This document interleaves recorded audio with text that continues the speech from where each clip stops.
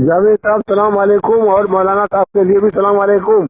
میرا سوال یہ ہے کہ سگے بھائی بہنوں میں آپس میں نفرت اور نا اتفاقی بہت زیادہ بڑھ چکی ہے، دونوں ایک دوسرے کی شکل صورت سے نفرت کرتے ہیں، تو اس کے آپ قرآن شریف سے حوالہ دیتے ہوئے اور اس کا سورے کا اور آیت نمبر بتائیے کہ اس سے ان لوگوں کا انجام کیا ہوگا اور اس میں کیسے پریشانیاں دور ہوگی۔ یہ جو یہاں پر سگے بھائی بہنوں میں آپس میں نفرت ہے اور ایک دوسرے سے بات کرنا نہیں چاہتے ہیں، یہ میرا سوال ہے۔ اس کا سوال آج آپ مہربانی کر کے ہم کو دینے کی زحمت کریے۔ السلام علیکم ورحمۃ اللہ وبرکاتہ۔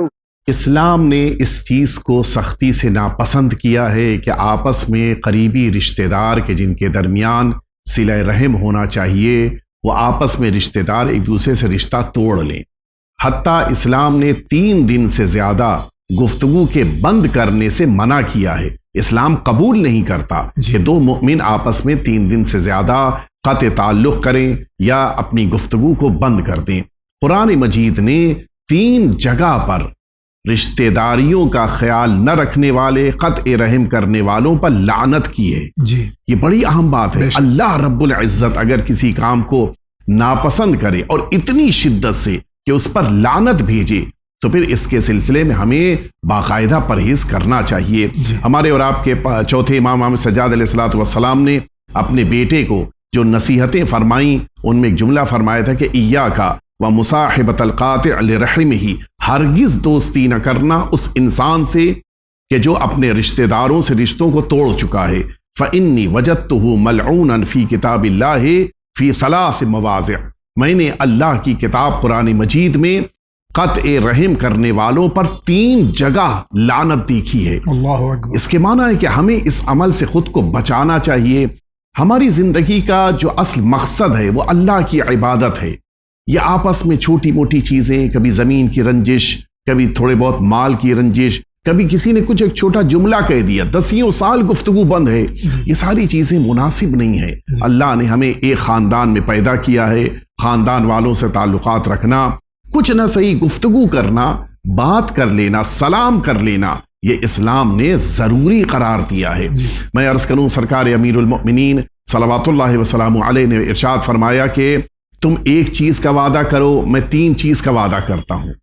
تم وعدہ کرو کہ تم قطع تعلق نہیں کرو گے، صلہ رحم کرو گے، اپنے بھائی بہن چچا ماموں رشتہ داروں سے تم اپنی گفتگو کو برقرار رکھو گے۔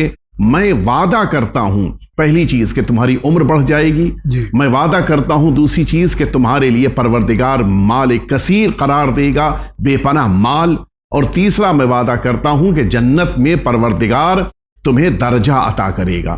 یعنی ایک عمل کے جس کی بنا پر انسان کو دنیا میں بھی فائدہ اور آخرت میں بھی فائدہ، اور اس کے برعکس اگر اس کو اختیار نہ کیا جائے تو عمر گھٹ جاتی ہے، اگر قطع رحم کیا جائے تو انسان کی نہ صرف یہ کہ عمر کم ہوتی ہے، مال بھی کم ہو جاتا ہے۔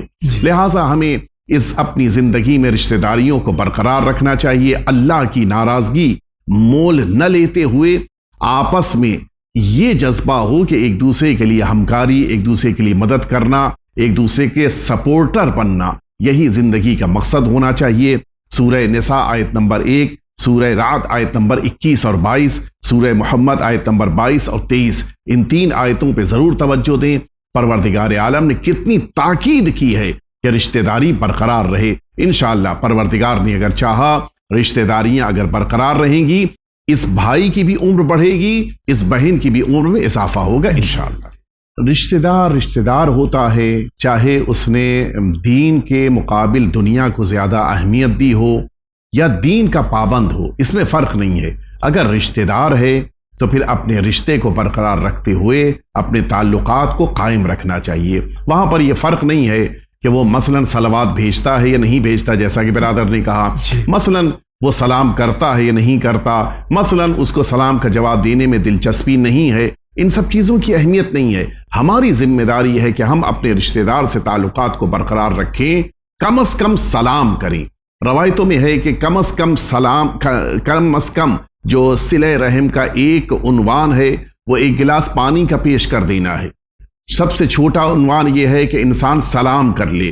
سب سے کم جو صلہ رحم ہے وہ یہ ہے کہ انسان اپنے رشتہ دار کو اپنے شر سے محفوظ رکھے، اسے ستائے نہیں، اسے تکلیف نہ پہنچائے۔ یہ سب چیزیں اگر انسان اختیار کرے، یقیناً اگر ایک دیندار اپنے رشتے کو اس انسان سے کہ جو دنیا کی طرف زیادہ مائل ہے، اپنے رشتے کو برقرار رکھے گا، ایک دن انشاءاللہ وہ بھی دین کی طرف واپس آئے گا، اور وہ بھی اپنے اس دنیا کے مقابل دین کو اہمیت دینے کی بنا پر سعادت مند بھی ہوگا اور کامیابی بھی حاصل کرے گا انشاءاللہ۔ بہت بہت شکریہ۔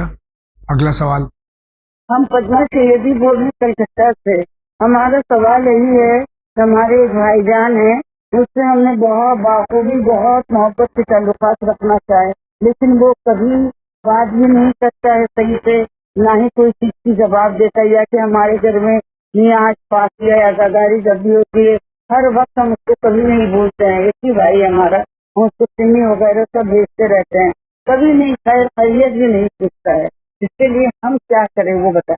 اس دنیا میں پروردگار عالم نے بھائی بہن کو بڑی اہمیت دی ہے، اور ان دونوں کے درمیان حتیٰ روایتوں کی بنا پر اگر بڑا بھائی باپ کے انتقال کے بعد موجود ہے تو یہ اپنے چھوٹے بھائی بہن کے لیے باپ کا درجہ رکھتا ہے، اور اسی طرح سے اگر بہن بڑی ہے اور دنیا میں ماں نہیں ہے تو یہ ماں کا درجہ رکھتی ہے بڑی بہن۔ لہٰذا ان دونوں کو ایک دوسرے کا خیال رکھنا چاہیے۔ بھائی بڑا ہے تو یقیناً وہ باپ کا درجہ رکھتا ہے، بہن بڑی ہے تو ماں کا درجہ۔ ان دونوں کو اس لیے بھی خیال رکھنا چاہیے کہ آج اگر ہم اپنے بھائی اور اپنی بہن کا خیال نہیں کریں گے تو کل ہمارے بچے آپس میں ایک دوسرے کا خیال نہیں کریں گے، اس لیے کہ جو طریقہ کار اور روش ہمارے بھائی بہن کے ساتھ ہے وہ کل ہمارے بچوں کے درمیان بھی قائم رہے گی۔ تو اگر ہم چاہتے ہیں کہ کل کے جنریشن کے یہ ہمارے بچے، ہماری اولاد ایک دوسرے کے لیے وفادار، ایک دوسرے کے لیے محبت والے ہوں، تو پھر ضروری ہے کہ ہم ان کے سامنے نمونہ عمل پیش کریں۔